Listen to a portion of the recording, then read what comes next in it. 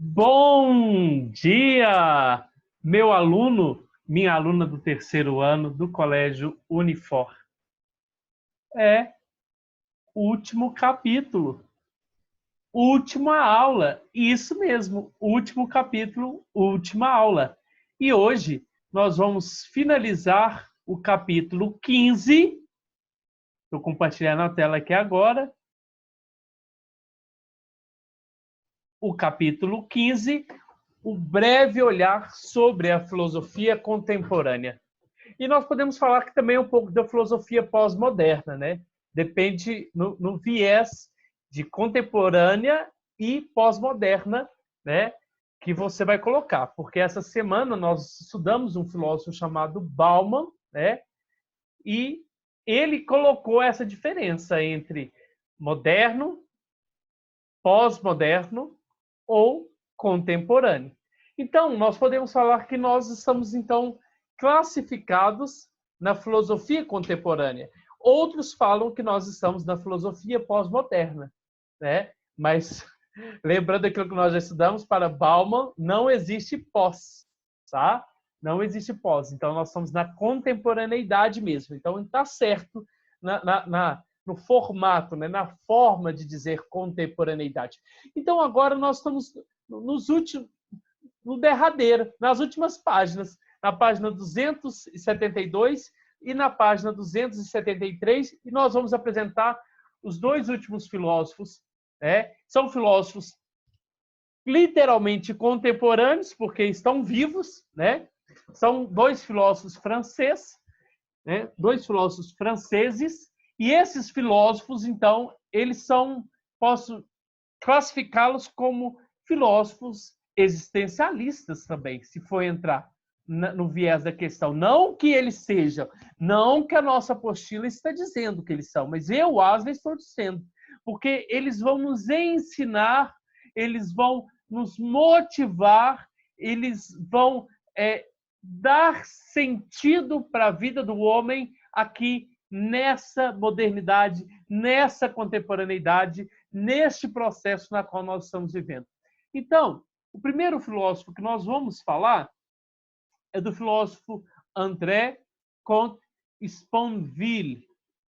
André Comte Sponville, tá? Então, o que é Sponville, né? Quem foi Sponville? Sponville é um filósofo francês que está vivo, já acabei de dizer há pouco, e ele se considera um materialista, racionalista e humanista. Ó, já está dizendo. Material, ó. Acredita-se neste mundo, né? Que existe somente o mundo. Opa, passei sem querer. Que existe somente este mundo. Qual mundo? O mundo material, né? Oh, mas e o mundo imaterial? E o mundo imaterial de Platão? E o mundo imaterial da Igreja Católica, que era o céu? O mundo imaterial dos judeus? O mundo imaterial dos islâmicos? Ele acreditava nisso? Não. Não. Então, materialista, quer dizer, esses dois filósofos são bem pé no chão. Materialista, racionalista e humanista. Humanista no sentido... Inclusive, o Ferri, né? O Luc Ferry, ele vai fundar um novo humanismo. Então, humanista na forma, né? Na sua ideologia, no sentido, vão ser humanistas iguais os gregos, depois o novo humanismo, né? Vindo com a pós-iluminismo, pós-corrente iluminista? Não, não nesse sentido. Humanismo no sentido de que a ponta, né, a investigação, né, o in loco, quer dizer, o foco, né, o foco central deles é o homem, tá? E aí nós sabemos que dentro dessa corrente filosófica, né, dentro desses humanismos, né, ele vai mostrar um caminho, né, um caminho para o ser humano viver nessa contemporaneidade, tá? Olha lá, num período de muito excesso, muita crise, muito capitalismo, muita usura, o ser humano se perde. O ser humano se perde. E aí ele quer mostrar para nós uma aliança. Qual aliança que ele quer fazer entre o caminho da sabedoria e o caminho da felicidade? E ele vai mostrar para nós que o caminho da felicidade está na contramão, ou melhor dizendo, na contramão não, está na mão da sabedoria, tá? Não na contramão, está na mão da sabedoria. Quer dizer, quem é feliz? Quem é feliz é o sábio. Ah, é o sábio, é o filósofo grego, romano, medieval? Não. É o filósofo que usa da filosofia como um meio, né, para encontrar a sua felicidade. Mas e a pergunta é, aonde está essa felicidade? Então, a primeira pergunta também é, qual a intenção, né? Qual a intenção do Sponville, né? Qual é a intenção filosófica dele? A intenção filosófica é ser uma diretriz, né? É ser uma luz, né? Para iluminar a construção, né? Não do saber, instrumental, né? Não do saber científico, mas do saber viver. Do saber viver. Você pode ver, dentro dessas filosofias que nós já estudamos, a gente aprendeu o saber científico, saber racional, saber empírico, saber disso, saber daquilo. Né? Alguns filósofos existencialistas nos ensinaram qual é o caminho certo para trilhar, né? Mas pouco, né? Pouca consideração se deu no saber viver, né? No saber viver. Como os próprios existencialistas tentaram, né? Como os existencialistas tentaram. Então, qual que é o caminho do Sponville? É auxiliar o ser humano a encontrar a felicidade. E também, né, encontrar um caminho, uma luz, né, para nós sermos bem menos infelizes. Quem dera se nós fôssemos totalmente felizes. E aí que ele vai colocar em contraposição, porque tem gente que fala assim, o que é a felicidade? Nossa, felicidade é o dia que eu for encontrar com Deus Todo-Poderoso. Não, felicidade é o dia que eu tiver o meu carro. Não, felicidade é o dia que eu tiver minha casa. Não, felicidade é o dia que eu tiver meu dinheiro. Não, porque eu for rico, né? Quer dizer, tem gente que coloca a felicidade dos bens materiais, tem gente que põe a felicidade numa vida imaterial, quer dizer, numa vida transcendental, transcendente com Deus. E aí ele vai falar assim, tá errado, erradíssimo se você pensa dessa maneira, tá? Pé no chão, né? Como dizia Aristóteles, sai daí, Platão, sai desse mundo ideal, pisa aqui, ó. A felicidade, ela está aqui, a felicidade, no entanto, não é algo que nós vamos aguardar acontecer, né? Algo que reside em nossa esperança. Nossa, eu vou ser feliz. Não, você é feliz, você pode ser feliz, você tem que ser feliz, tá? Não fica acreditando que eu vou ser feliz só quando eu tiver. Quando? Não. E aí que ele fala, onde está a felicidade? É um construto, é uma construção, é um processo. É demorado? É longo? Mas não fica acreditando que você vai ser feliz somente quando você tiver a sua casa, somente quando você tiver a sua casa, somente quando você tiver a vida eterna. Porque ele já vai falar, não existe vida eterna. E aí, naquele momento que a gente, eu tenho a casa do ano, nossa, eu tenho um controle do ano, gente, isso aqui é o controle do ano. Mas já pronto, vem outro controle. Aí eu fico infeliz. Não se apega a isso, tá? E aí ele vai falar para nós o seguinte: a vida presente, o agora, com todas as imperfeições, né? Com todas as suas finitudes, principalmente agora que a gente está nesse período de coronavírus, né? A vida, ela mesmo, ela nos oferece. Ela nos oferece o quê? Ela nos oferece o caminho para a gente saber viver. Ela nos ensina a viver. Então, ele vai nos mostrar que é na vida que a gente vai aprender a ser feliz. E não acreditando em entidades metafísicas, né? Não acreditando e pondo fé que o Estado vai salvar a sua vida, né? Que Deus vai lhe salvar. Não, que a gente vai ser feliz só no pós-morte. Não tem pós-morte. Alô, Platão, sai dessa realidade, pisa aqui, tá? Você vai atingir a felicidade é aqui, agora, aprendendo a viver. É isso que o Sponville está querendo nos ensinar para nós. E a pergunta é, mas existe felicidade sem Deus? E aí o próprio Sponville, ateu, né, que não acredita em Deus, vai falar sim, sim. Para de acreditar que a felicidade existe na pós-morte, porque as religiões usam, né, essa ideia de que você vai ser feliz pós-morte como uma forma de conduzir você, ou nem de conduzir, de segurar aqui, né? É como se fosse, entre aspas, uma lavagem cerebral, né?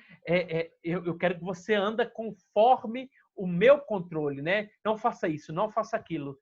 Não faça isso, não faça aquilo, para quê? Porque você vai ganhar a vida eterna. Isso é uma armadilha, segundo Sponville. Segundo Sponville, é uma armadilha, tá? Então, cuidado. Não fique colocando crédito em outras, né, outras teorias, em outras religiões que prega que você vai ser feliz. É lá. Não. É aqui. Já estou falando isso, repetindo várias vezes. É aqui que você vai ser feliz. Então, como que você é feliz mesmo? É no dia a dia. Não é na pós-morte, tá? E aí, como que eu vou ser feliz? É no dia a dia, tá? Então, olha lá para você ver. Sua reflexão aponta uma espiritualidade livre, né? Livre de dogmas religiosos e de instituições morais, como Estado, como família, como igreja. E aí ele vai mostrar para nós que existe uma forma de fazer espiritualidade, ou de ser uma pessoa espiritualizada, né? Como assim ser espiritualizada? Porque a gente acredita que ser espiritual é você praticar uma espiritualidade. Cristianismo, budismo, islamismo, espiritismo. Não, você pode ser uma pessoa espiritualizada não acreditando no ser transcendente, né? Então, ele está falando que as religiões, elas pregam um falso caminho de felicidade, mas, né, ele não está jogando na cara, ele não está negando que ela é uma ponte ética para nós. Ela é um caminho ético para nós. Porque ela nos controla como ser humano. A religião nos controla como ser humano, né? Só que para de ficar achando e acreditando que você vai ser feliz lá. E não vai ser feliz lá, tá? Porque isso, a religião é uma armadilha, né? Ela te segura, né? Ela aponta o caminho, faz isso, não faz isso, não faz aquilo, não faz isso, pode, não pode, pode, não pode.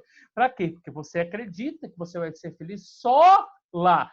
Vou ser feliz só lá. Então eu aqui não vou fazer as coisas erradas, né? Ele está afirmando que isso é um erro, né? Mostrar que a felicidade vai ser somente lá.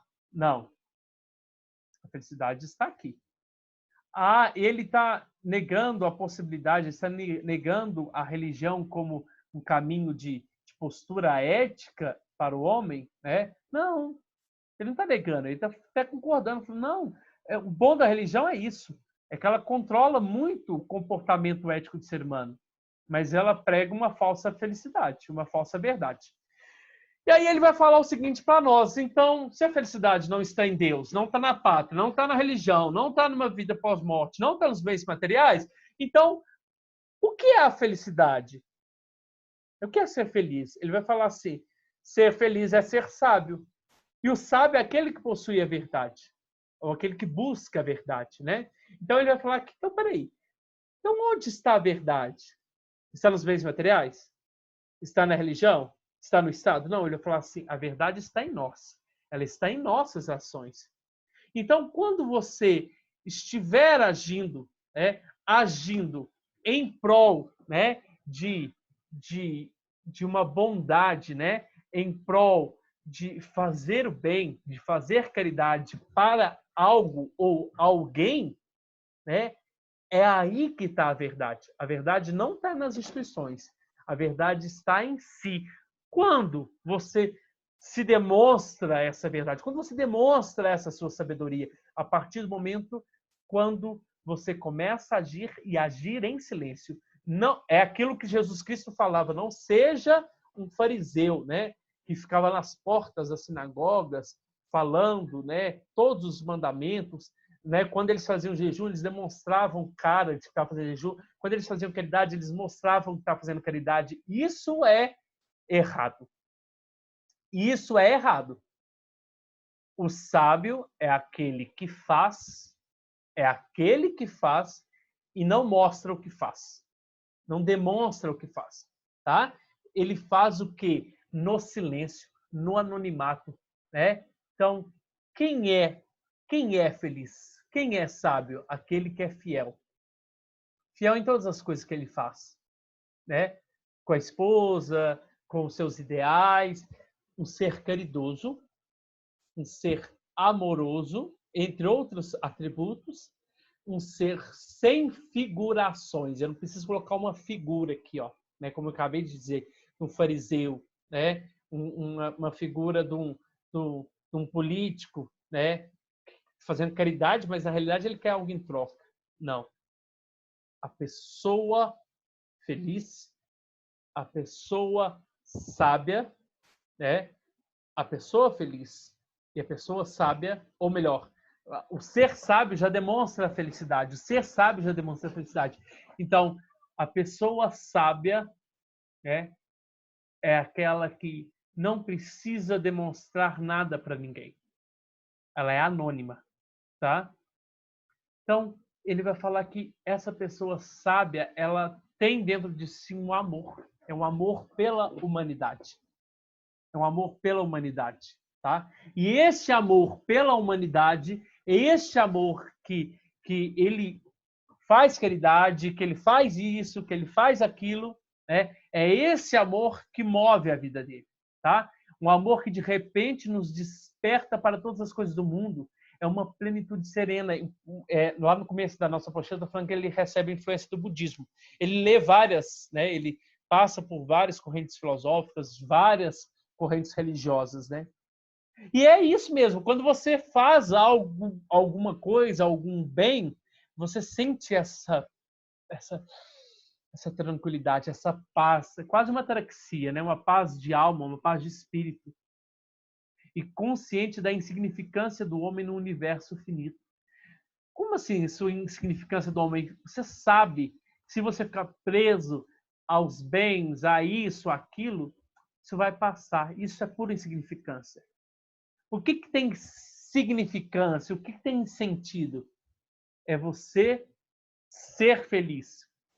E ser feliz, já falei, não é apegar aos bens materiais e aos bens espirituais, mas é praticar os bens espirituais, né? Como ser fiel, ser caridoso, ser bondoso, sem colocar uma máscara, tá? É isso que é o caminho da felicidade. Agora nós vamos para o segundo filósofo, o Luc Ferry, tá? O Luc Ferry. Então, o Luc Ferry, ou Ferry, né? Ele tem um linguajar muito mais tranquilo, mais sereno do que todos esses filósofos. Esses dois últimos filósofos, eles são bem diretos ao ponto, né? Já falei para vocês, ele é bem pé no chão. Não fica elaborando teorias, né? Como os filósofos da linguagem, os filósofos da lógica, que você lê, não entende nada. Não, eles são pé no chão. Eles são humanistas, quer dizer, eles tratam com sua realidade, né? E aí ele vai fazer uma elaboração e ele vai demonstrar que ocorreu nessa nova humanidade, né, um novo humanismo. Porque o antigo humanismo, vamos meio que voltar à história da filosofia antiga. Então, o que foi o primeiro humanismo? Foi quando as preocupações acerca do homem, né, da ética, da virtude, né, da questão do que é o homem, se é homem, corpo e alma, essas questões relacionadas ao homem foi discutido pelos gregos. Então, esse é o primeiro humanismo, tá? Só que esse primeiro humanismo foi anulado pela medieval, porque a preocupação era Deus, o centro era Deus, tudo vinha de Deus, tudo partia de Deus, né, e tudo voltava para Deus. Então, depois, logo em seguida, né, no século XV, pós-Renascimento, começa a surgir um novo humanismo. Ou melhor, nós vamos fazer o retorno do humanismo, né? o renascer desse humano, né? Desse ser pensante que preocupa-se nas suas questões. Mas aí o problema é que ele preocupa com as suas questões. Era um ser egoísta. E isso o Ferri vai apontar para nós, que os estudos que ele fez apontavam que na história da humanidade, né, os gregos se preocupavam com os outros, mas depois da após a antiguidade grega, os homens se perderam. Os homens se preocuparam somente com si, para si, consigo mesmo. Pronto, resumindo, para si, consigo mesmo e fechou. E os outros? Os outros que se... né? Isso mesmo. Os outros que se virem, né? Aí ele começou a perceber que na história da humanidade, o homem da contemporaneidade nunca se preocupou tanto com a vida humana e com a vida familiar como agora. E aí ele cita exemplos lá, ó. Exemplos que no século XVIII, né, na França, né, na região da Europa, principalmente, cerca de 30% das crianças eram abandonadas. Quer dizer, os pais, as mães não se preocupavam com os filhos, né?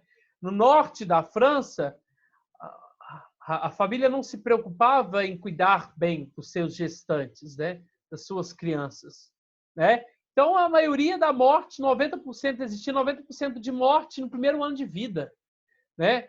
E ele vai falar que na Idade Média, no período da Igreja Católica, né, o povo preocupava mais com a morte do cavalo, da égua, do animal de estimação, do que com o próprio ser humano, com a morte de uma criança.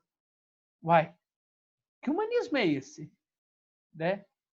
Que humanismo é esse que veio pós-iluminismo? O iluminismo veio com ideais de libertação, de igualdade, né? Mas esse humanismo não pregou a solidariedade, não preocupou com o amor ao próximo. A Idade Média, o cristianismo tentou pregar isso, mas eu acho que isso não surtiu muito efeito. O Luc Ferry, ele também é ateu, tá? Então, só para a gente deixar mais claro. Ele vai falar como surge esse novo humanismo. Ele vai falar que, ao longo da história da humanidade, os homens se gladiavam, se matavam uns aos outros, se sacrificavam sua vida, derramavam seu sangue por causa de 3 motivos. Né? Aí a gente vê tantas guerras santas, né? Por causa de Deus, em nome da pátria e revolução, por transformar alguma coisa.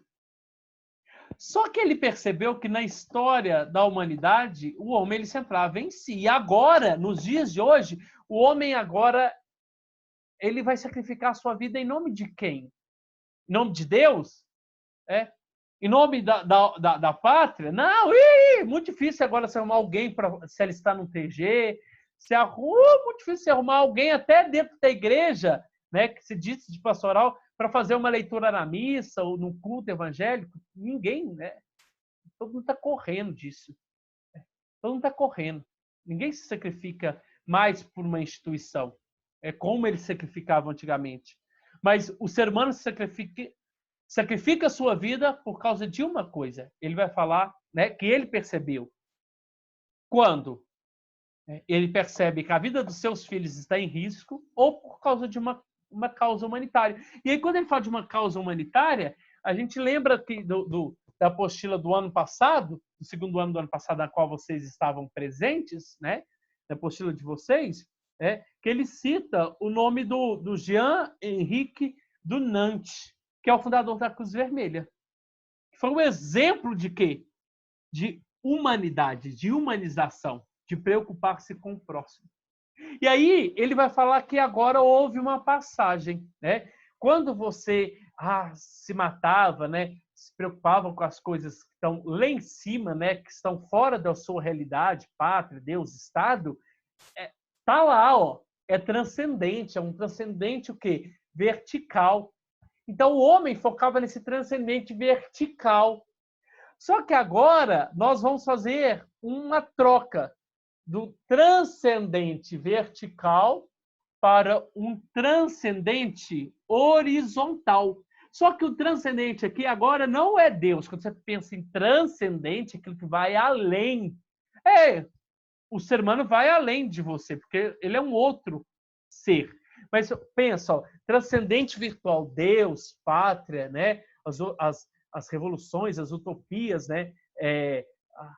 Comunismo, né? Todas essas correntes de pensamento, que muita gente se matou ou morreu em nome disso, né? Dessas ideologias, né? Era algo que estava fora da realidade e ele divinizava aquilo ali. Só que agora, o homem de hoje, ele pega isso aqui que está lá nas alturas, ele desce. Quando ele desce, ele traz não para o transcendente, mas para o seu imanente.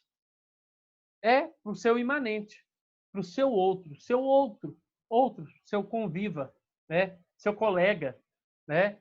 Um outro ser humano.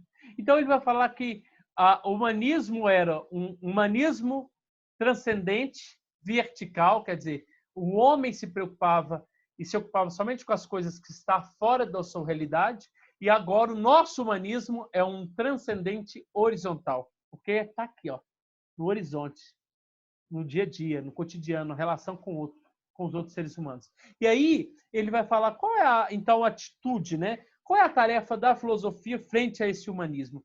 Está claro esse humanismo? Então, agora você não foca no humanismo transcendental. É transcendental vertical. Agora é um transcendental que está além, né? Não é seu, mas está além de você. Mas esse que está além de você está aqui no seu horizonte. É o outro ser humano. Tá? Então, ele vai falar que a filosofia tem uma grande tarefa. Qual a tarefa da filosofia? Qual o compromisso da filosofia? Né? Ensinar a gente a viver. Ensinar a gente como os gregos fizeram, o que? Preocupar, não com a fofoca, com a vida do outro, mas se preocupar, né, em salvar o outro. Se preocupar se o outro está bem. É quase um amor ágape que Jesus ensinou, né? Lembrando que ele não era, que ele era ateu, tá? Ter um olhar para o outro, mas um olhar com empatia, com simpatia, não com apatia, mas é o olhar para o outro, né? E preocupar com o outro. Como os gregos se preocupavam. Quando surgiu a democracia, eles queriam um bem melhor para a sociedade, né? O bem social, o bem para todos. E aí, essa a proposta da filosofia, é voltar, né, quase o humanismo grego, mas o humanismo grego no sentido de se preocupar com o outro, como o outro está convivendo, como o outro está vivendo. Né? E ele vai falar para nós, para finalizar essa aula, que a filosofia está para nos auxiliar.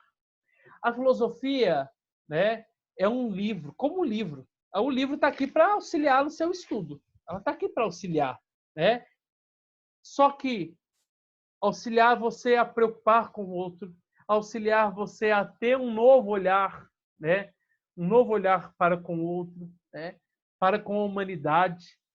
Tá aqui, tá aqui, ó, nos auxiliando, tá aqui o auxílio. Só que isso não parte desse livro, né? Não parte de você. Então, aqui está, a filosofia está aqui mostrando o caminho a ser seguido, o caminho a seguir. Mas agora, quem tem que trilhar esse caminho aqui é você. Então vai, trilha esse caminho. Né? Trilha esse caminho. Olha lá que está dizendo, ó. Embora seja inserida na relação entre as pessoas, nasce e se desenvolve por meio de uma vontade pessoal. É parte de você, não parte de mim. Não parte de mim falar para você, ô fulano, seja caridoso, ô fulano, faça isso, ô fulano, faça aquilo. Não. Parte é de você, tá? Então, fiquem todos com Deus. Muito obrigado pela atenção. Muito obrigado por tudo. E essa é uma aula, né? Uma aula para a vida, tá? E eu espero que esses ensinamentos, a filosofia, seja para a vida, tá? Fiquem com Deus. Um grande abraço. Tchau.